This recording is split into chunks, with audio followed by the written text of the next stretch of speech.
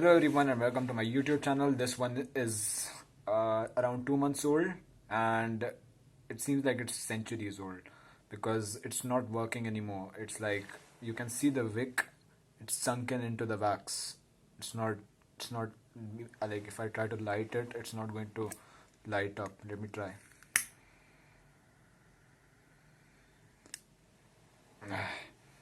See, doesn't work. And I think that lighting the candles was a bad idea because they're messing with the camera quality. So I'm just gonna extinguish them and save them for later.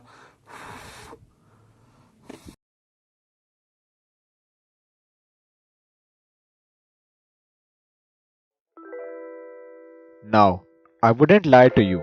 I did not meet my reading expectations this month. As usual, I tried to read a variety of books and thus got my fingers in one pie too many. Towards the last 10 days of January, I actually decided to make a reading pile, which I did not adhere to at all.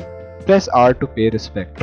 I mean, I did try reading those books from time to time, but as indisciplined as I am when it comes to resolutions, naturally I did not meet the target of finishing 6 books. I actually ended up picking out a book which wasn't even on the pile and decided to follow the quality over quantity approach. This led to utter disaster in the quantity department, as you may have guessed. This meant that in all, I only got to read 2 books to completion in January. But I cheated for this video and decided to add the last book of December and the first book of February in it as well. There are reasons for that, as you will see. While I finished Siddhartha Mukherjee's The Jane and Intimate History in the final days of December, I wrote a set of quotes from the book and reflections and takeaways in a diary much later in January. So technically, I glided through the book once again last month. Also, I finished the majority of Animal Farm by George Orwell on January 31st, but the clock struck 12 when I was on chapter 8, so the month had changed by the time I had actually finished reading. Alright, first book, The Gene. The Gene was alright, I guess.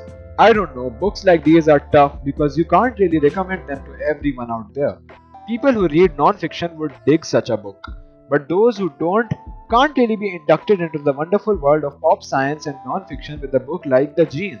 Now don't get me wrong, I love The Gene, but I've also read my fair share of pop science and non-fiction books. You could say I have developed a taste for them. However, if I have to deduce, say, a friend who doesn't read at all, or a sibling who only reads the Harry Potter series, I can't really hand them Siddhartha Mukherjee's works and expect them to not be put off reading for several months.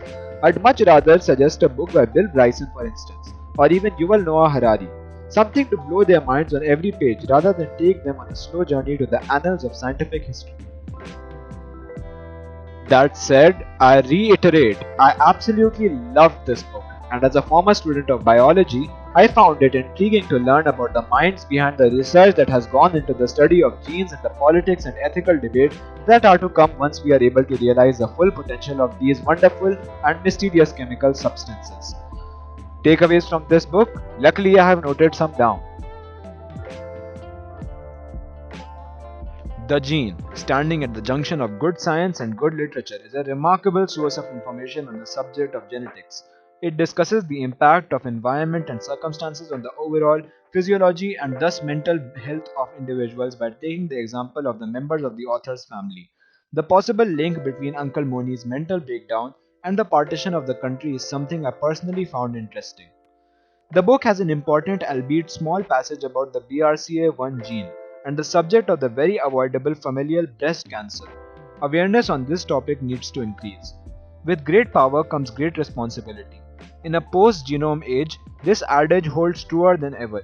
It is our responsibility as good human beings to ensure that the field of genetics is taken in an ethical direction with regards to research, experimentation, and application. Book number 2, Dune by Frank Herbert. Listen, I'm not going to talk about Dune for too long. There is already a 45-minute video on this channel which does an even poorer job in describing the book. However, I would like to take this opportunity to discuss a claim made by Jack Edwards in a criticism of the book where he said that each chapter begins with a quote that spoils the entire chapter. He is of course referencing to the quotes from the books written by Princess Irulan, the Padisha Emperor Shaddam IV's daughter. Now he is right to a certain degree. Each preceding quote foreshadows what's about to happen in the upcoming chapter. eerily mirroring Paul's prescient visions about the future that we get to see a lot in this book. However, I don't understand what's the flaw in this. I mean, sure, you learn who's going to show up in the chapter, such as Count Fenring is mentioned in a quote before his first appearance, but as far as I remember, the quotes were cryptic enough to not spoil the contents of the upcoming chapter in any way. They are quotes of a future's past, dealing mostly with the activities or events taking place after the book is over. So stop nitpicking, Jack. This is my favorite sci fi book of all time. Another problem Jack had with the book was its apparent misogyny. Well, here I might have to agree with him for the most part. The book is set tens of thousands of years in the future, and it does a terribly good job undoing all the feminist movements that took place recently in the real world, relegating women to be property of men, objects of contractual alliances between two parties ruled by men. Plus, they also don't show the same or equal fighting skills as compared to the men in the story. The female characters often display a good command over mental abilities, but even that intellectual prowess is outdone by the human computers, that is, the mentats, which, as you might have guessed, are mostly men.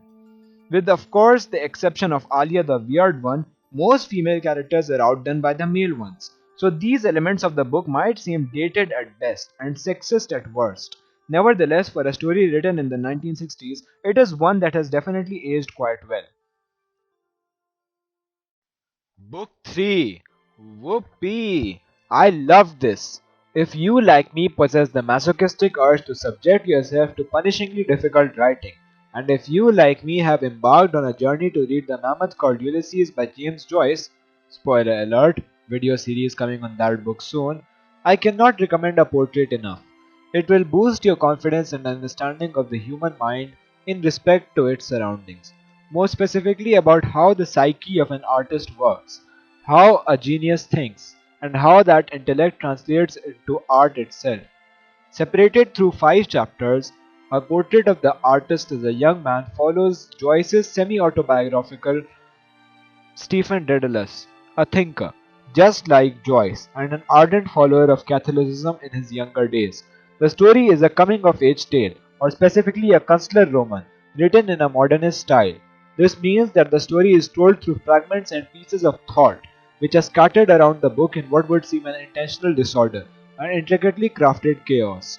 The problem with such a piece of experimental literature is that it is difficult to understand the author's intention at times. It is difficult to understand, for instance, the Latin phrases peppered across the dialogue in the story, the seemingly intentional misspellings, and the references to Irish politics, art, and philosophy that demand a second reading with an annotated guide at hand. However, the book is a good piece of literature once you take those numerous references, allusions, and allegories away. It is a character study of James Joyce or Stephen Dedalus that charmingly exhibits all the elements of keen observation, masterful vocabulary, and poetic diction which are to be expected from a literary titan like James Joyce. Okay, last one would be Animal Farm by George Orwell. I was reading an essay by George Orwell about politics and the English language, and midway through it, I decided to read one of his better known works. As you might have noticed, I have a problem with finishing things, so I picked up Animal Farm, which took me 2 days to complete. For those of you who aren't familiar with this story, I'll just describe the beginning of the book so that I don't spoil much. The story follows a farm where the animals, fed up of their master's neglect, stir up a rebellion. After the rebellion, they establish a democracy which sees all the elements you see in a regular polity: two sides that never agree with each other, an illiterate people, a lying media, a Schmittian friend enemy distinction, a constitution that can change, and so on. Animal Farm deserves a separate video essay of its own, one which has a better voice than mine in the background, and better animations and video footage in the foreground. So, that brings us to the end today. I hope you enjoyed watching, and if you liked it, please like, and if you have something to say, please comment, and if you want, you can subscribe to my channel so that you are always updated about when I upload. Thank you for watching, and I will see you next month. Adios.